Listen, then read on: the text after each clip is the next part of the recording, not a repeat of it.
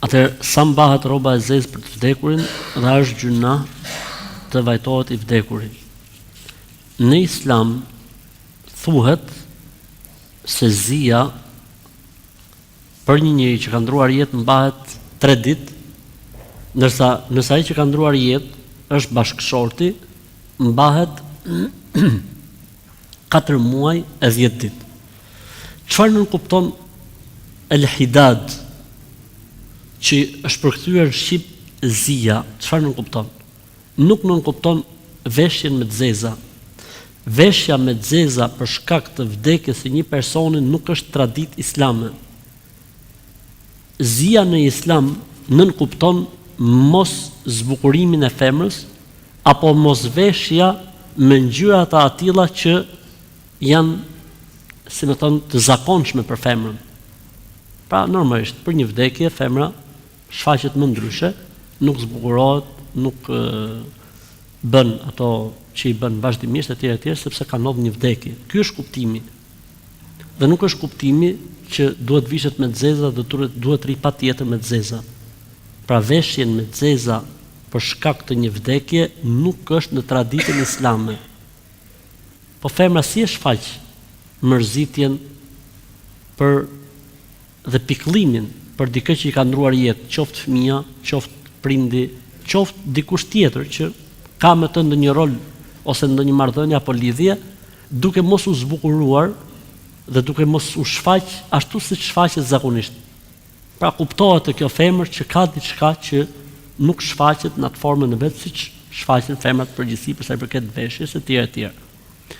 Ndërsa në rastin e bashkëshortit kjo duhet zgjasë 4 muaj e 10 ditë, për faktin se është koha minimale që mund zbulohet shtatzania e si pasojë ka ligje të tjera dhe rregulla të tjera për sa i përket çështjeve që kanë bën me këtë tematikë. A është gjuna vajtimi për të vdekurin? Vajtimi është 2 llojesh. Vajtim me cilin personi që vajton ngarkohet me gjuna dhe mëkat. Dhe vajtim normal për cilin njeriu nuk ngarkohet me gjuna dhe mëkat, përkundrazi mund të jetë pastrim për të. Vajtimi për cilin njeriu ngarkohet me gjuna dhe mëkat është ai vajtim i cili shoqërohet me ngritje zëri, i cili shoqërohet me grisjen e rrobave, i cili shoqërohet me goditjen e trupit, i cili shoqërohet me fjalë apo fjali të cilat shprehin pa kënaqësi ndaj asaj që ka shkruar dhe ka caktuar i Madhi Zot. Ose nëse shprehet në vargje, kjo është e ndaluar dhe në këtë rast edhe personi që e bën, edhe i vdekuri, nëse e ka ditë se do të bëhet kjo gjë, ngarkohen të dy me gjuna.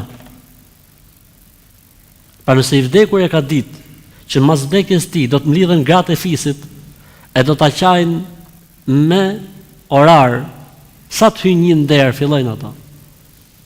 Po erdhi filoni me të pa, ai sa ka pasi herë kur shkoi i 112 vjeç sa ka pasi herë sa ishte gjallë. Tani erdhi me pa filoni kur vdiq.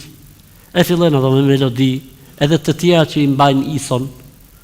Kjo është mëkat, si për ata që e bëjnë dhe për të vdekurin, qofse e ka ditë që do t'ja bëjnë këtë gjë dhe nuk e kalon me amanet që nuk duhet bëhet.